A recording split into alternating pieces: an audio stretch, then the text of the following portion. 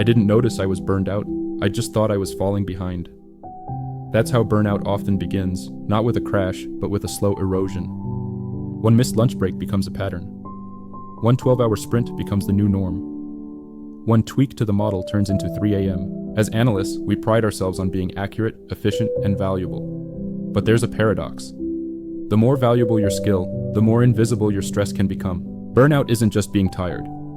According to the World Health Organization, burnout is a syndrome stemming from chronic workplace stress, characterized by exhaustion, mental, emotional, even physical, cynicism or detachment from the work, reduced efficacy, feeling like nothing you do makes a difference.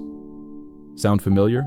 In a 2022 Gallup study, 76% of employees reported feeling burned out at least sometimes. But in data-heavy roles, the signs can hide behind dashboards, deadlines, and just one more query. Let's break it down. Cognitive load. Every day you manage massive cognitive tasks, models, pipelines, reports. You're not just clicking buttons, you're solving puzzles. Perfection pressure. In a world of uncertainty, everyone expects you to be certain. What does the data say? Are you sure? Invisibility of effort. When your job is translating chaos into clarity, people forget the chaos you just fought through. Context switching. From ad hoc to projects, to stand-up to meeting to reporting to debugging. Rinse and repeat. The job doesn't feel hard in the traditional sense. It feels draining. I remember one quarter when I delivered major dashboards, automated an ETL process, and hit every goal. What did I feel?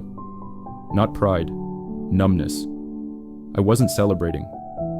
I was just moving to the next thing. I'd lost joy, and I didn't know when it had slipped away. It took me missing a simple mistake, and having a manager gently say, "You okay?" to realize I wasn't. Let me be clear.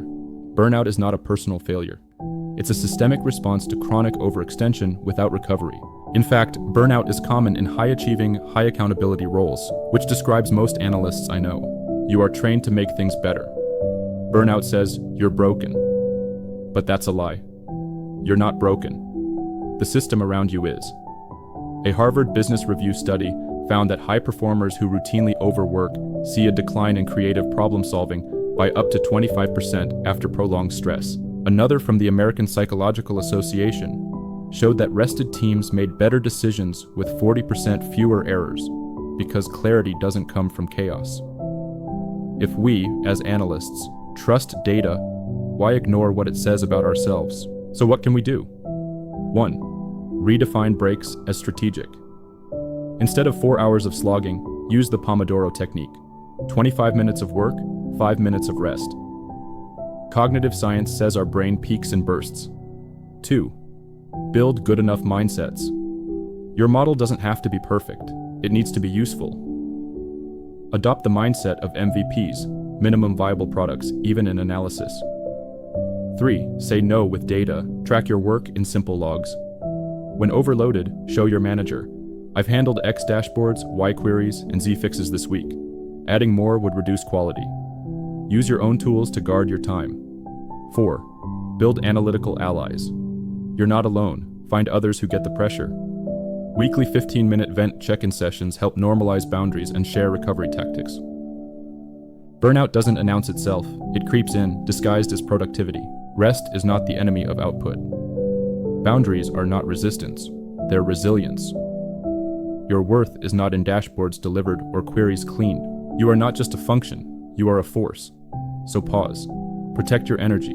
And remember, you can't optimize a system by breaking its processor.